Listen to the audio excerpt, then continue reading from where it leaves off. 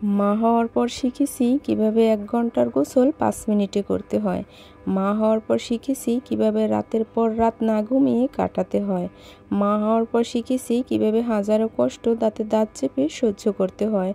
মা হওয়ার পর শিখেছি কিভাবে ঘন্টার পর ঘন্টা খাবার নিয়ে বসে থাকতে হয়।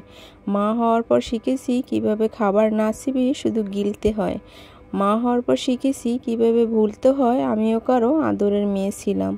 মা হওয়ার পর শিখেছি কিভাবে নিজেকে কিছু ইচ্ছে আকাঙ্ক্ষাগুলো ফুল স্টপ লাগাতে হয়। মা হওয়ার পর শিখেছি কিভাবে অহেতুক বদনামি নিয়ে নিরুপায় হয়ে বসে থাকতে হয়। মা হওয়ার পর শিখেছি কিভাবে ধৈর্য ধরে সংসার করতে হয়। মা হওয়া কিন্তু এতটাও সহজ নয়। একদম নিজেকে 90% নিংড়ে দিয়ে দেওয়া লাগে ছোট্ট একটা জানকে। গর্ভের 40 সপ্তাহ আর দুধ পানের 2 বছর। এই সময়টুকুতেই এই ছোট্ট জানটা মায়ের থেকে খেয়ে খেয়ে মায়ের মাঝেই বড় হতে থাকে। আর মা থাকেন রক্ত স্বল্পতায়, হাঁটু ব্যথা, ফ্যাকাশে চোখ, ঠোঁট, খসখসে চামড়া, মুঠে মুঠে চুল পড়ে যাওয়া, নখ ভেঙে যাওয়া, আর ভুলো মন, এলোমেলো মাথা, মুখ ভর্তি দাগ, তারপর রাত জাগা আর খিটখিটে মেজাজ নিয়ে। তবুও মাতৃত্ব কিন্তু ভয়ঙ্কর সুন্দর। তার মাঝে আরও ভয়ঙ্কর সুন্দর হলো যদি তার সন্তানটা পৃথিবীর মাঝে তার মায়ের কোলে সারা জীবন বেঁচে থাকে, যতদিন না মায়ের মৃত্যু হয়। কোনো মাই চায় না মায়ের আগে সন্তানের মৃত্যু হোক। তো আসসালামু আলাইকুম আমার প্রিয় ভাই বোনেরা, কেমন আছো তোমরা সবাই? আশা করি আল্লাহর রহমতে সবাই ভালো আছো। আমিও আল্লাহর রহমতে ভালো আছি। কিন্তু এই ভয়েসটা দিতে গেলেই আমার কেমন যেন বুক ফেটে মনে হয় যে কান্না চলে আসে। একদম মনে হয় যে বুকের ভেতরটা দুমড়ে মুচড়ে একাকার হয়ে যায়। আমার যদি সামর্থ্য থাকতো আমি মনে হয় প্রত্যেক দিনই আমার ছেলের নামে মিলাদ পড়াতাম এবং গরিব দুঃখীকে খাওয়াতাম। আমার যতটুকু সামর্থ্য ততটুকু অনুযায়ী কিন্তু আমি চেষ্টা করি প্রত্যেক মাসে আমার ছেলের নামে একটু হলেও একটু মিলাদের আয়োজন করার। কারণ কেমন যেন আমি তো মা, আমার তো মনে হয় না যে আমার ছেলেকে ছাড়া আমি এক মুঠো ভালো কিছু খেয়েই মানে আমি কথাই বলতে পারতেছি না। খুব কষ্ট হয় আমার, কারণ এই ভিডিওটা কিন্তু অনেক দিন আগের। কারণ তোমরা দেখেই বুঝতে পারছো যে আমার ঘরে কিন্তু এই ফ্যানটা, আমি যেহেতু যাই ভিডিও করি না কেন হয়তো উঠতেও পারে ফ্যানটা। আর এই ভিডিওটা অনেক আগের করা, প্রায় 15-20 দিন আগের, মানে কোরবানির আগের। কিন্তু ভয়েস দিতে গেলেই কিন্তু আমার চোখ ফেটে কান্না আসে, গলাটাও ভারী হয়ে আসে। তার জন্য এই ভিডিওটা আমি ছাড়তেই চাইনি। আসলে যাই হোক, ছেলে তো খুব খারাপ লাগে, আর আমি তো সবশেষে একজন মা। আমার মনে হয় যে আমার যদি আল্লাহ সেরকমের সামর্থ্য রাখতো তাহলে আমি মনে হয় যে প্রত্যেক দিনই না কোনোভাবে আমি মানুষকে সাহায্য করতাম, সহযোগিতা করতাম, ছেলের নামে মিলাদের আয়োজন করতাম, যাতে আমার ছেলেটা ভালো থাকে, সুস্থ থাকে, ওপারে শান্তিতে থাকে।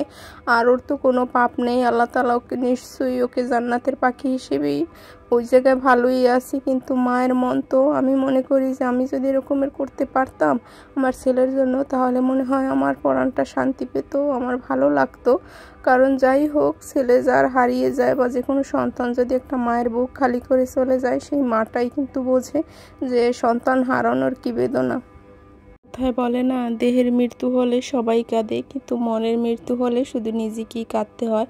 আর এই ব্যাপারটা আমি খুব ভালোভাবেই বুঝতে পেরেছি, কারণ আমার বুকের মধ্যে যে ক্ষত, যে ব্যথা, যে কষ্ট, সেটা শুধু আমিই জানি, অন্য কেউ বুঝবে না। কারণ এই ব্যথা যার ঘটে, যার বেলায় ঘটে, সে ছাড়া অন্য কেউই বুঝতে পারবে না। তো আজকে অবশ্য আবহাওয়াটাও মোটামুটি ভালোই আছে, গরমও অনেক। তার জন্য ভাবলাম যে আমাদের যেহেতু ঘরের মানে যে বড় ঘরটা সেটা একটু বড়ই আছে, তার জন্য ভাবলাম যে দুপাশে যদি দুটো ফ্যানের সিস্টেম করা যায় তাহলে অবশ্যই একটু ভালো হবে। যেহেতু প্রত্যেক মাসে এরকমের অনেক মানুষজন আসে, তারপর ছোট ছোট বাচ্চারা আসে এতিমখানা থেকে এনে, তারপর কিন্তু আমি কোরআন খতম করাই। তার জন্য তাদের যেন কোনো রকমের কষ্ট না হয়। দুধারে যদি দুটো ফ্যান চলে তাহলে আর গরমের কোনো থাকবে না, মানে গরম অনুভবই হবে না। আমরা তো আর সেরকমের বড় লোক নই যে আমাদের ঘরে এসি থাকবে, এয়ার কন্ডিশন থাকবে। যাই হোক, আল্লাহ তাআলা আমাদের যেরকমের রাখছে সেরকমেরই আমরা আল্লাহর কাছে অনেক অনেক শুকরিয়া, আল্লাহর দরবারে অনেক শুকরিয়া, আলহামদুলিল্লাহ ভালোই আছি। তো চেষ্টা করি তার মাঝেও একটু স্মরণ করার ছেলেকে, যাতে আমি তো মা, আমার সবাই ভুলে যেতে পারলেও আমার মন তো আর ভুলে যাওয়ার মতো, কারণ মা কোনোভাবেই তার সন্তানকে ভুলে যায় না। গর্ভধারিণী মা আসলে এরকম এই হয়। আসলে এখন বুঝতে পারছি যে বিয়ে হওয়ার আগে কত মায়ের সাথে মেজাজ দেখিয়েছি, মেজাজ দেখিয়ে কথা বলেছি। এখন বুঝি যে মা হওয়া কিন্তু অতটা সহজ না, কতটা ত্যাগ যে করতে হয় একটা মায়ের জীবনে সেটা মাই ভালো জানে। এখানে আমি প্রায় 8 কেজি দুধ নিয়েছি, বেশি আর ছিল না লোকটার কাছে, তো আমার বাবাকে দিয়ে 8 কেজি দুধ নিয়েছিলাম, গরুর দুধ একদম খাঁটি আমাদের গ্রামের। তো এখানে আমি আবার যে গুঁড়ো দুধও দেবো, আমি প্রায় সময় যে সময় ফিরনি বা সেমাই রান্না করি তখন কিন্তু আমি হয় কনডেন্স মিল্ক আর নয়তো কিন্তু আমি গুঁড়ো দুধ দিয়ে থাকি, তাহলে স্বাদটা আর একটু ভালো হয়।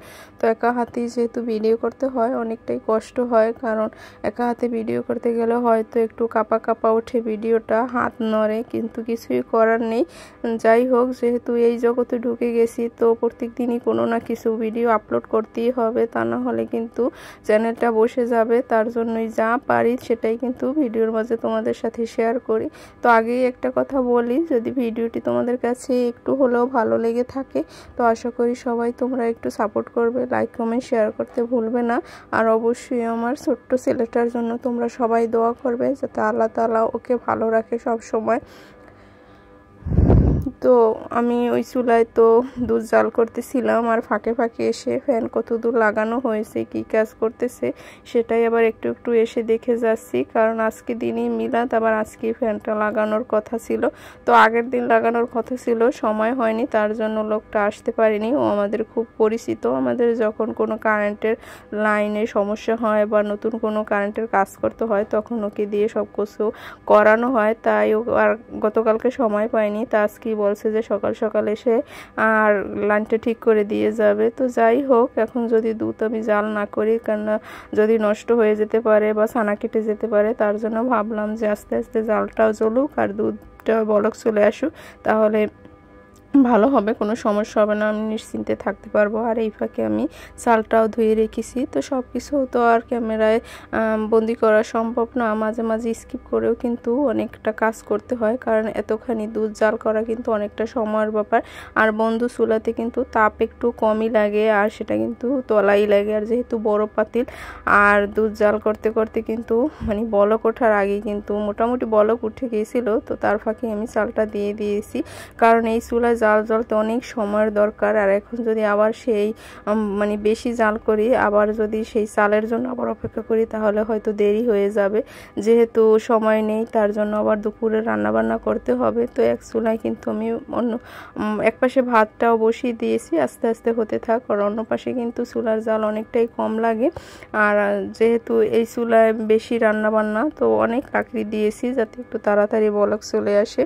আর লবণও দিয়ে দিলাম। আর তোমাদের কাছে আজকের ফিরনির যে রান্নাটা কেমন হয়েছে, যদি কোনো ভুল ত্রুটি হয় অবশ্যই কিন্তু ধরিয়ে দেওয়ার চেষ্টা করো তোমরা, কারণ নিজের ভুল নিজে কেউই দেখতে পায় না, সেটা অন্যের মাধ্যমে কিন্তু আর নিজের ভুলগুলো শুধরে নেওয়া যায়। যাই হোক, আর আমার হাতটা কিন্তু অনেকটাই ব্যথা করছে, তোমরা ক্যামেরায় দেখতে পাচ্ছ মনে হয় ছোট পাতিল, আসলে ছোট পাতিল না, অনেক বড় একটা পাতিল। আর এটাতে কিন্তু আমি প্রায় 2 কেজির মতো চাল দিয়েছি আর 8 কেজি দুধ দিয়েছি, আর সাথে কিন্তু আবার মানে গুঁড়ো দুধও দেবো। তো তোমরা ফিরনির কালারটা দেখেই বুঝতে পারছো যে কতটা সুন্দর হয়েছে। এখনও কিন্তু সাবুদানা দেব, তারপর আবার লিকুইড দুধ দেবো, চিনিও কিন্তু এখন অ্যাড করিনি, শুধু লবণ দিয়ে আর যে এলাচ দারচিনি তেজপাতা দিয়ে তারপর কিন্তু ভালোভাবে আমি চালটা গলিয়ে নিয়েছি। মনে করো 80% সিদ্ধ হয়ে গেছে চাল। আর এই ফাঁকে কিন্তু আমি সাবুদানাটা ভিজিয়ে রেখেছিলাম যাতে তাড়াতাড়ি একটু সিদ্ধ হয়ে যায়। আর এখন কিন্তু সাবুদানাটা সেই পানি সহ দিয়ে দেব, কারণ ফিরনিটা একটু ঘন হয়ে গেছে। আর তার ফাঁকে কিন্তু যে পানিটা দেওয়ার কারণে কিন্তু ওই পানিটুকুতেই কিন্তু সাবুদানাটাও সিদ্ধ হয়ে যাবে। আর পরে কিন্তু 2-4 মিনিট জাল করার পর কিন্তু আমি চিনিটা অ্যাড করবো, আর চিনি দেওয়ার পর কিন্তু কোনো কিছুই আর সিদ্ধ হতে চায় না, তার জন্য চিনিটা আমরা ফিরনি রান্নার একদম শেষেই দিয়ে থাকি।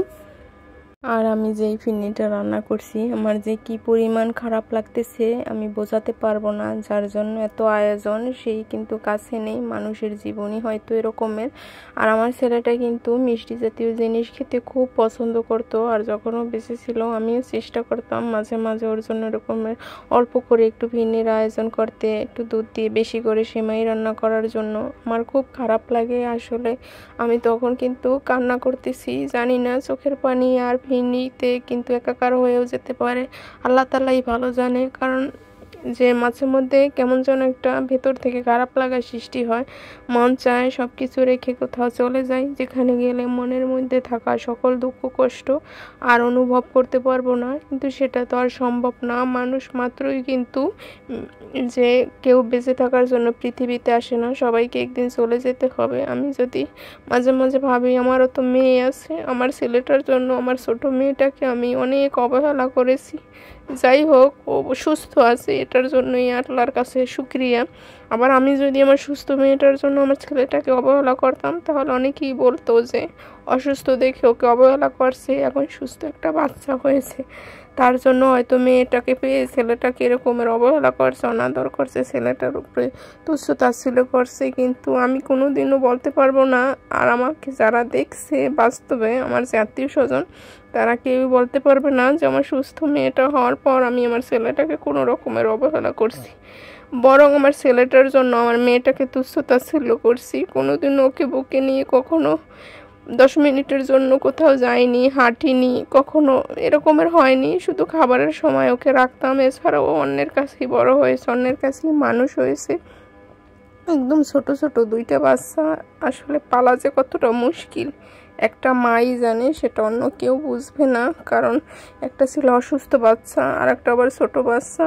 যাই হোক, আমার মেয়েটাও অনেক ত্যাগ স্বীকার করছে ওর ভাইয়ের জন্য, আর এখনো মাঝে মাঝে জিজ্ঞেস করে যে মা আমার ভাই কবে আসবে, আমার ভাই কবে আসবে, আর কি আসবে না, আমার ভাই কবে আসবে। মাঝে মাঝে বলে আমি খাবার খাবো না ভাইকে ছাড়া। মানে আসলে দুজনকে একসাথে তো খাবার দিতাম।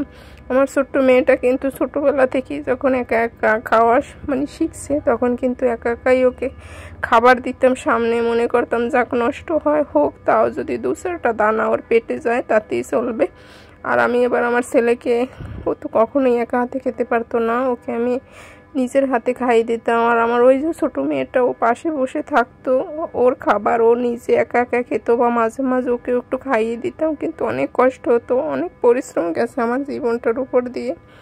মহান আল্লাহ তাআলাই ভালো জানে যে কোন কীরকমের ভাগ্য আল্লাহ তাআলা আমার কপালে লিখেছে। হয়তো মহান আল্লাহ তাআলাই ভালো জানে, কিন্তু কার কপালে যে কী আছে সেটা আল্লাহ ছাড়া কেউ জানে না। চেষ্টা করি তাও নিজেকে একটু সামলে রাখার জন্য, কারণ প্রথম সন্তানের জন্য যে অন্য রকমের একটা মায়া কাজ করে, সেটা আসলে কাউকে বলে বোঝানোর মতো না। এই অনুভূতিটা কেউই বুঝবে না, কারণ যার সন্তান হারায় সে অবশ্য বোঝে, অন্য কেউ বুঝবে না। তো এই তো রান্নাবান্না হয়ে গেছে, আর আমি সবসময় চেষ্টা করি আমি যখনই ওর নামে যে কোনো কিছু ছোটোখাটো আয়োজন করি না কেন, নিজের হাতেই সব কিছু রান্নাবান্না করা। আমার এই ডান হাতটার কিন্তু বুড়ো আঙ্গুলটা একদম 20 টুকরা হয়ে গেছে, আর এত বড় চামচ দিয়ে এত বড় পাতিলে রান্না করা যে কতটা মুশকিল, আর হাত ব্যথা হয়ে গেছে। তাও চেষ্টা করি নিজের কাজ নিজে করার জন্য। আল্লাহ তাআলা তো সব কিছুই দেখেন, যে আমি আমার সন্তান বেঁচে থাকতে ওর জন্য কত কিছু করেছি, আর এখনও করতেছি। কারণ ওই পারে যে যেন আমাকে আর কোনো অসুবিধায় পড়তে না হয়। তো আজকের ভিডিওটা এ পর্যন্তই। সবাই ভালো থাকবেন। আল্লাহ হাফিজ।